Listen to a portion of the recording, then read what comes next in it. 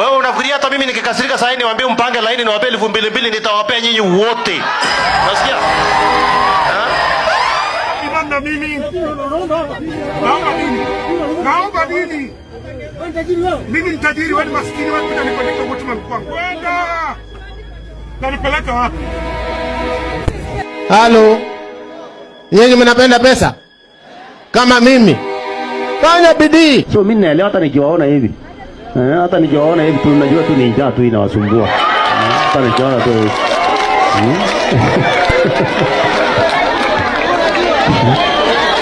Ama ni aje?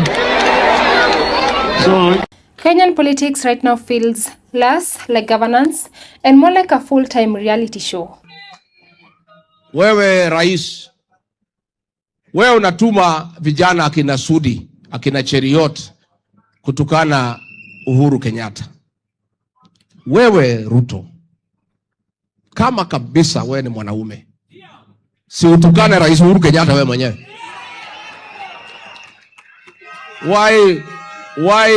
Why are you sending small boys?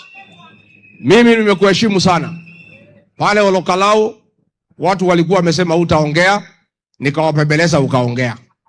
Mimi nimeambia watu Mlimani wasikupigie kelele waongeleshe. Lakini mkiendelea kutuma watoto kutukana Uhuru Kenyatta, I will have to reconsider that political direction. Nimesikia hawa viongozi ati wanapatiana Irani. Ati wanasema ati tukiendelea kukosoa Uhuru Kenyatta, ati atasema Mheshimiwa William Ruto atasimama kona yote ya mlima ati kuongea na wananchi, ati watampigia kelele, ati watamfukuza. Mimi nimwambie jamani, kama wewe ni mwanaume sawa sawa, juu unasema wewe ndio mwanaume, unanjiita wewe ndio mtoto ya Maumau, na vile vile nataka nikwambie watoto ya Maumau ni wengi katika mlima. Hapa Embu kulikuwa na General Gubugubu, kulikuwa na General Kevote, kulikuwa na General Mwaliama. Wakati inafika, tunajua you are beached, you cannot run for any political seat. Wacha kudanganya watu, na kama wewe ni mwanaume sawa sawa, sema ni siku gani ambaye utaambia wananchi hiyo mlima unasema ni wako, rais asifike hapa. Because 1 minute the president is launching a stadium, the next Kozi wenu hawa wabunge nikawambia mimi najenga stadium kubwa in Eastern Central Africa, Nairobi, inaitwa Talanta Stadium, si ndio? Lakini hiyo haitakuwa ya muhimu kama hatutajenga stadium Busia. The next minute there's another promise, another billion, another groundbreaking ceremony. For myself and friends, we are going to build 40 classrooms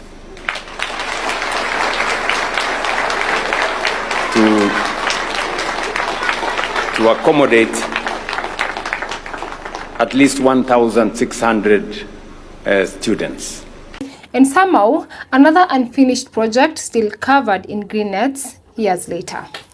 Welcome to today's special episode where we shall be keeping up with all the Kenyan political drama that's happened this week.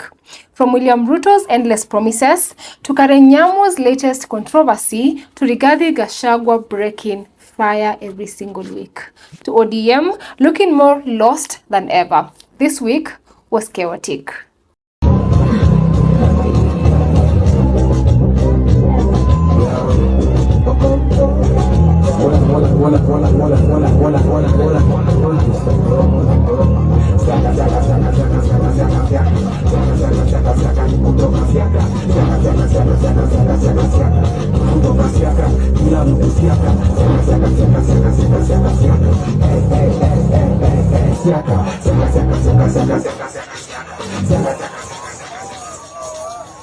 namna hiyo.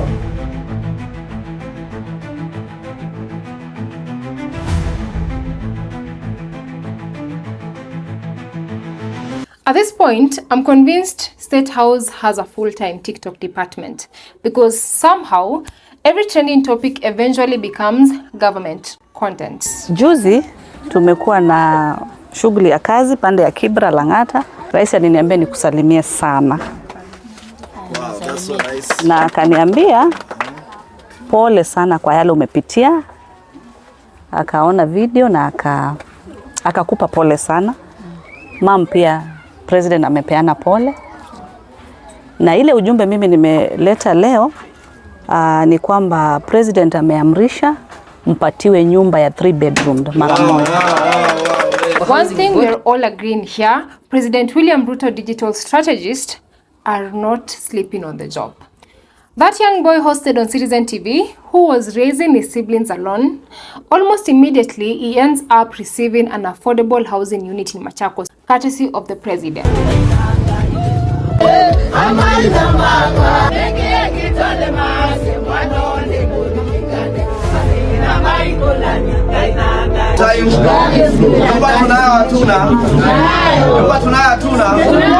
And another thing, why is there always a county in need of a stadium?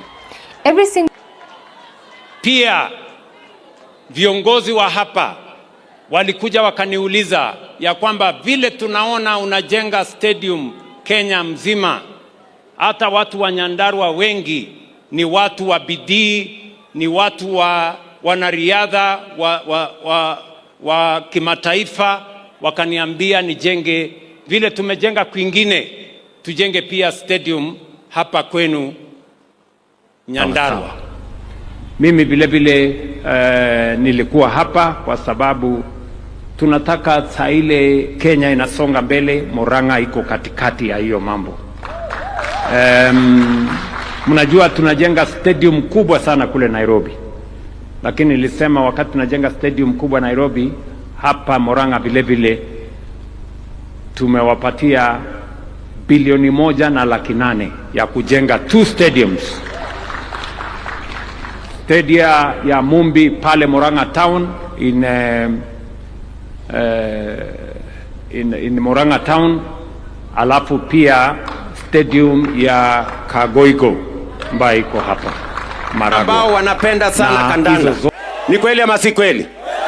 Na tuko na stadium hapa Busia ambayo iko namna hii. Si ndio? Nimeketi chini na huyu mungwana anaitwa Paulo. Huyu watuoma huyu. Mimi nikamwambia na viongozi wenu hawa wabunge. Nikamwambia mimi najenga stadium kubwa in Eastern Central Africa, Nairobi, inaitwa Talanta Stadium. Si ndio? Lakini hiyo haitakuwa ya muhimu kama hatutajenga stadium Busia. Nyinyi mnanielewa? Sasa nimewatafutia pesa shilingi milioni 900 ya kujenga stadium Busia town. Stadium. Every single time Ruto visits a county, the contractor is somehow already nearby warming up. Wa kimataifa wakaniambia nijenge vile tumejenga kwingine, tujenge pia stadium hapa kwenu Nyandarua. Sikizeni watu wa Nyandarua, nikiongea na nyinyi saa hizi contractor yuko pale. Kabla ya Disemba hiyo stadium yenu itakuwa tayari, mnaweza kufanyia mambo pale. This week alone, President Ruto promised 3 stadiums in 2 different counties, 1 in Busia and 2 more in Murang'a. Ya michezo. Mnaona Kenya juzi tulikuwa na chana hapa. Hapa Nairobi tunajenga stadium kubwa naitwa Jamhuri hapa Talanta. Lakini vile vile tunataka kujenga stadium zingine. Watu wa Murang'a mlisema mnataka stadium. Pale ngoja. So tutawajengea stadium 2. Tayari contractor anakuja stadium ya Mumbi pale Murang'a town. Sindio? And at this point, every county might soon have a stadium promise before they have clean water or the essential amenities. And here's the bigger issue. Kenya already has a long list of unfinished stadium promises stretching all the way back to when Ruto was deputy president. As we talk today, I know many people, I have heard many people discuss about, okay, you made promises, you haven't kept some of them. As we talk today, in 6 months' time, the stadium in Wote will be complete. In 3 months' time, the stadium in Chuka will be complete. In 3 months' time, the stadium in Moyale will be complete. In 6 months' time, the stadium in Kamarin in West Pokot, which is historic, will be complete. In a couple of months, the stadium in Eldoret will be complete. In Nyeri, the president gave the title. There was a challenge of title. Now we have a title, and now the program has been rolled out. In Kiambu, in another 3-4 months, the stadium will be complete.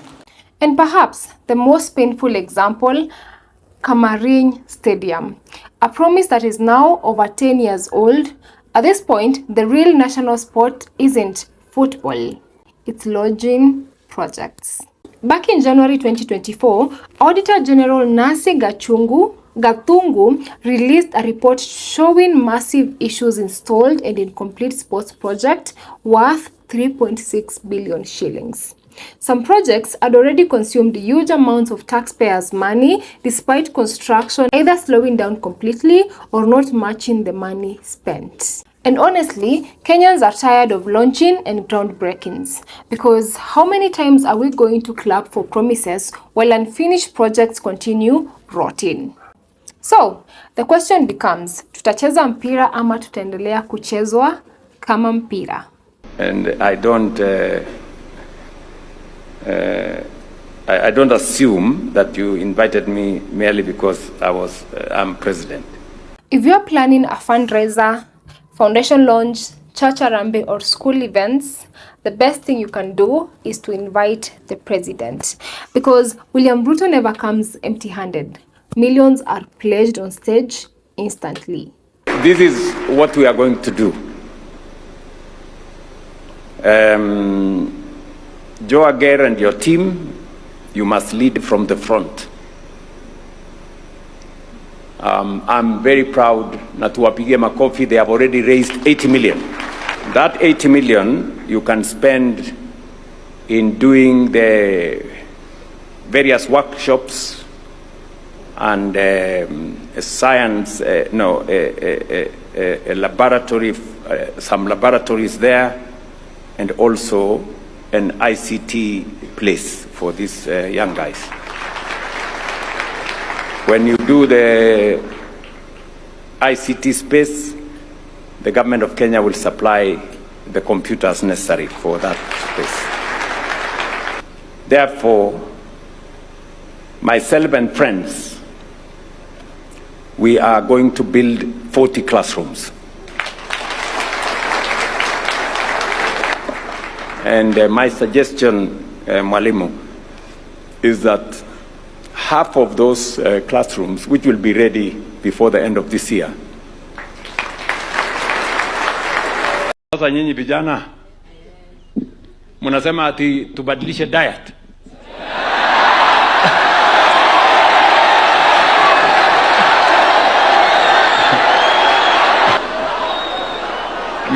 Ati mmesema tubadilishe diet.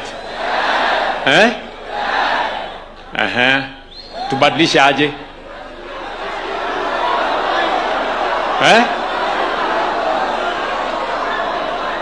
Ni wapange? Mnasema ni wapange? Bas, Mwalimu, wacha ni wapange hawa vijana wangu, tubadilishe diet leo. Ndawapatia shilingi milioni 1 wapangie diet. Our plan was to have $500 million shillings. You know, I think the budget last year was about 200 million. My plan was to have $500 million shillings for these great people. But in honor of the many years that great Kenyan John Karanja has said, we will adjust it to $1 billion shillings. Okay? And in return, the president gets ready-made audience, loud applause, campaign energy, and another opportunity to market his administration ahead of 2027. This week in Maseno University, Ruto promised the university 40 new classrooms. And for the first time during one of these pledges, he said something very interesting. William Ruto and friends, I will mobilize my own friends, because I understand very well that this is going to be a collaborative effort. It is not government alone, it's not parents, it's not alumni, or friends like me. We all have to pull together. Therefore, myself and friends, we are going to build 40 classrooms. The question is, friends or taxpayers? Because Kenyans are already asking, where exactly is all this money coming from? And at this point, universities don't even need strategic plans anymore. They just need presidential visits. Kawa seats, asanteni sana. It is my pleasant duty now to officially inaugurate the Technical University of Kenya's new projects as follows: tuition building block in Block S, which we just launched here, the construction of the Senate Tower, which will be Block T, which I did the groundbreaking, and the construction of Block I, also in the vicinity of this university. Thank you very much. May the good Lord bless you, and may God bless Kenya. Asanteni sana. But students from the Technical University of Kenya are probably watching those promises like, wait, what happened to our buildings? Because years later, the famous block says silent reminders of dreams that never materialized. One block rising halfway to the sky, unsafe to even walk near. The other, just a deep foundation, stagnant with black rainwater. Yet, somehow, every new project being announced today is expected to be completed by next year. Kenyans are asking, what about the old promises, or are we simply recycling headlines? And then probably came the quote of the new week. After the Maseno University transition is complete, mumesikia Askofu Wesonga amesema alikuwa ametembea kule Singapore. Shortly, they will not be going to Singapore, they will be coming to Maseno. Kwa sababu tutakuwa tumefanya mambo hapa nyumbani.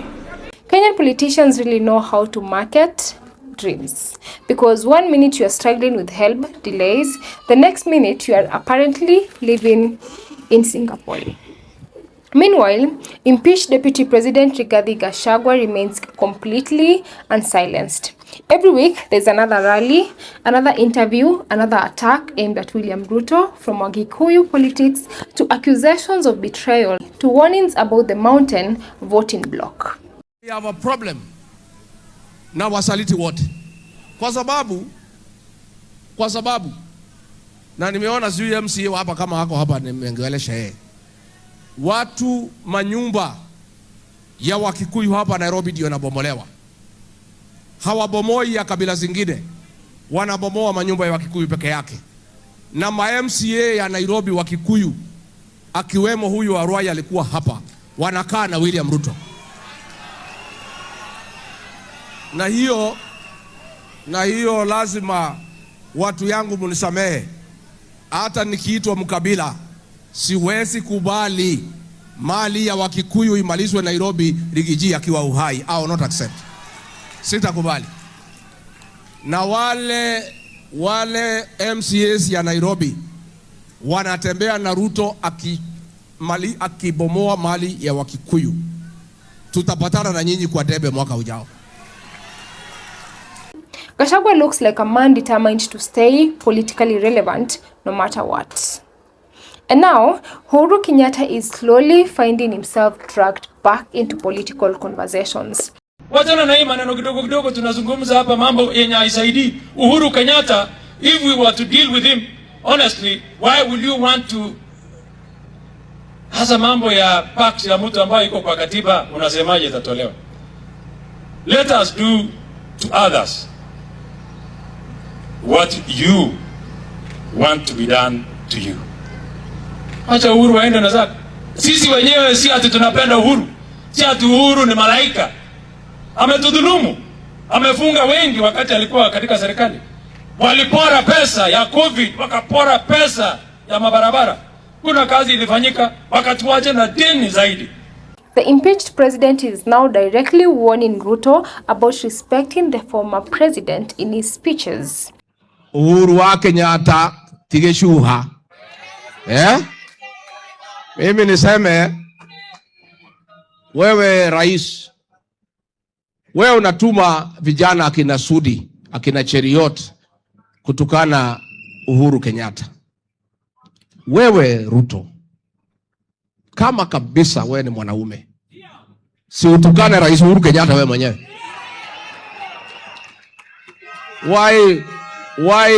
Why are you sending small boys? Mimi nimekuheshimu sana.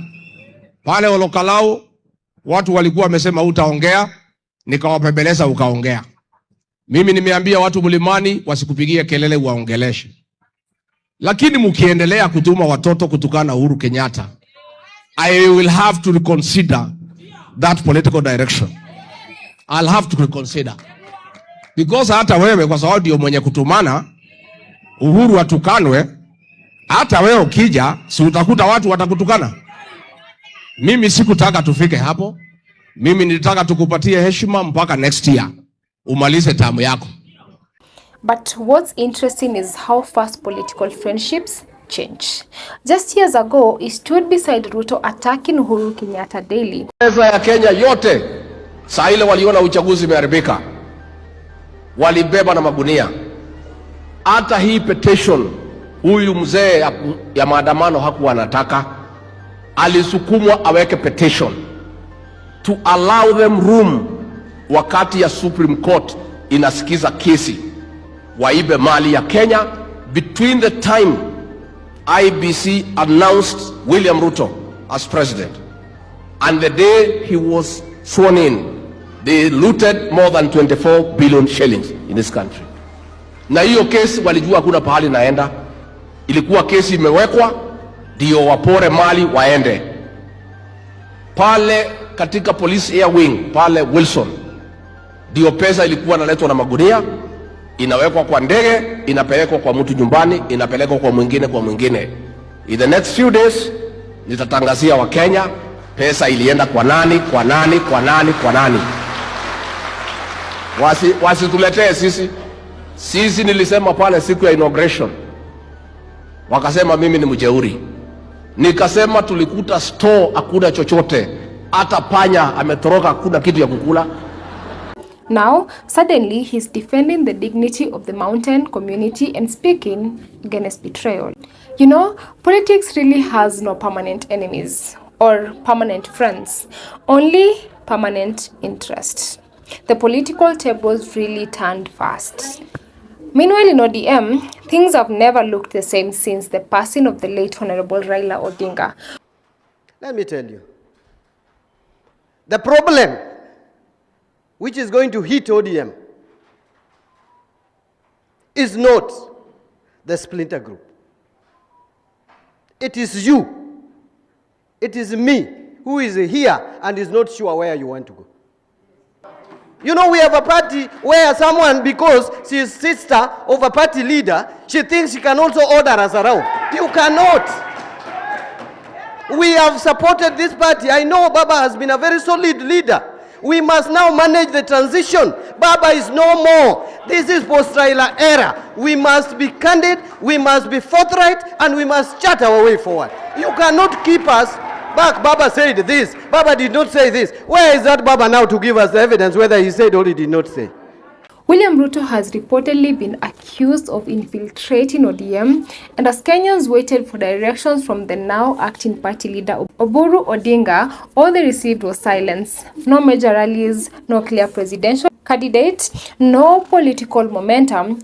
I mean, ODM used to dominate political rallies and national conversations. And while Kenyans keep waiting for answers from the party, their key leader seems missing. At one point, people were asking, where is Oboru? Only for the response to basically become...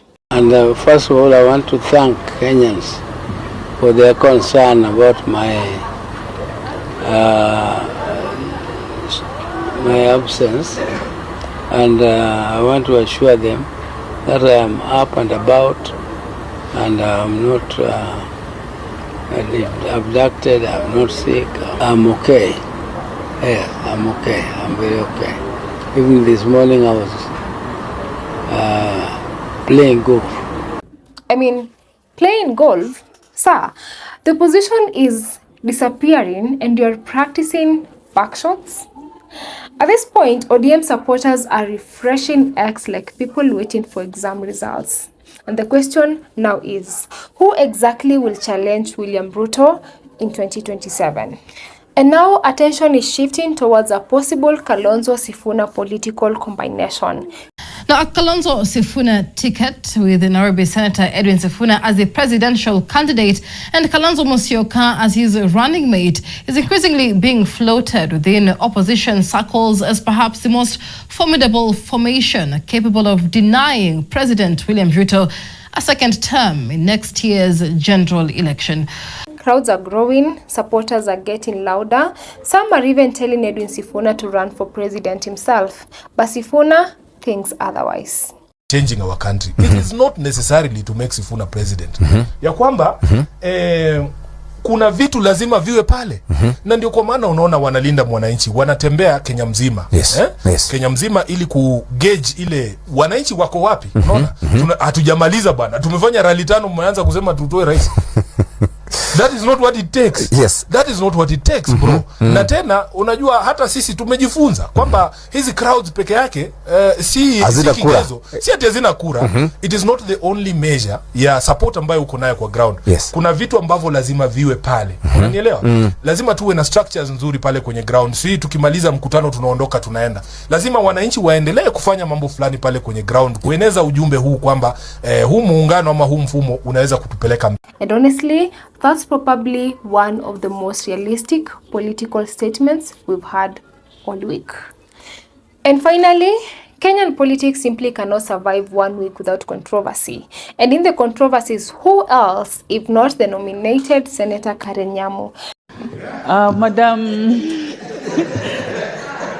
welcome to the Senate. And Mr. Speaker, probably you should have made it clear which service to the Senate she's offering, because I saw Senator Cherelgei getting very excited when she saw a lady. Yeah, it's good to clarify it. You might think that she's going to do your notes or your, it's good to specify which service that she's going to offer the Senate. So welcome very much to the Senate, my dear, if I should say that. She found herself at the center of backlash after remarks she made involving an underage schoolgirl who had visited Parliament sparked outrage online. Following public pressure, the senator was forced to issue an apology. Nyamu MP, that is Senator Nyamu MP. In the course of our welcoming remarks, the Honorable Senator Nyamu MP made utterances that were disrespectful, inappropriate, and fell short of the standards of decorum and respect expected of members of this House. The utterances made brought embarrassment to the Senate, the student's family, and the public. As honorable senators are aware, the Senate as an institution upholds the dignity of all persons within its precincts, including members of public, staff, and in particular students participating in the programs intended to enhance the understanding of parliamentary processes. Now, honorable senators, in this regard, therefore, the senator is required to tender an reserved apology at the earliest opportunity to the Senate, the student, and the student's family. Madam Speaker, I, Senator Nyamu, MP, hereby tender my unreserved apology to the Senate, the student under the School Voluntary Service Scheme, the family of the student, and the public for the remarks I made on 27th on Wednesday 25th March 2026, 2027, while welcoming the student. I acknowledge that the utterances were inappropriate and fell short of the dignity, decorum, and respect expected of a state officer, particularly towards a young female learner who was in the speaker's gallery. I reaffirm my commitment to uphold the values and integrity of the Senate and to treat all persons, especially young people, engaging with Parliament with respect and courtesy they deserve. But barely hours later, videos surfaced online of Karen Nyamu dancing on stage to the viral Siaka Siaka challenge. Not once,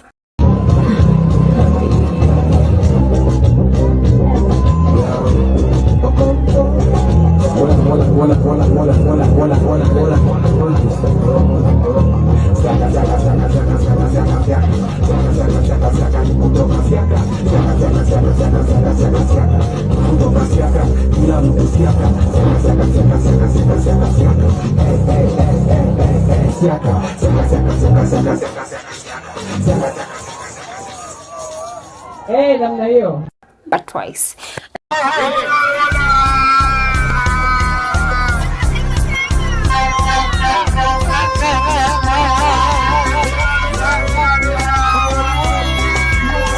And that instantly reignited the debate online, with critics now questioning whether she still fits the dignity and responsibility expected of a senator. Some Kenyans have even gone as far as calling for her resignation.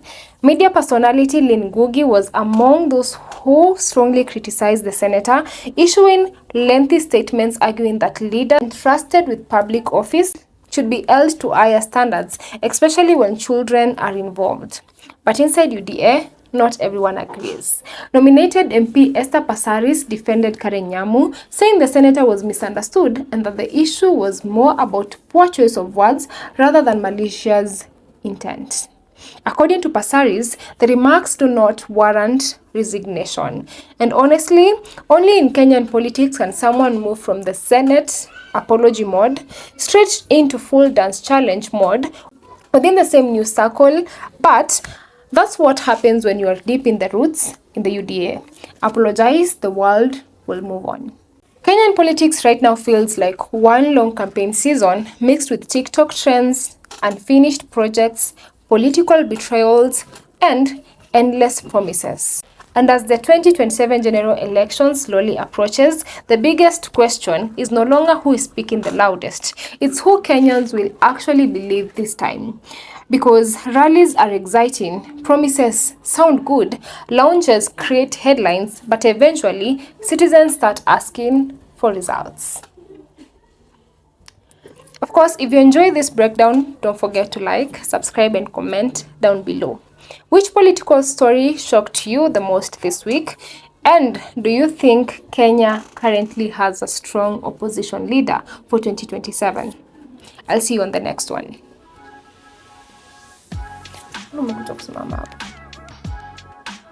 Guys, it is stubborn.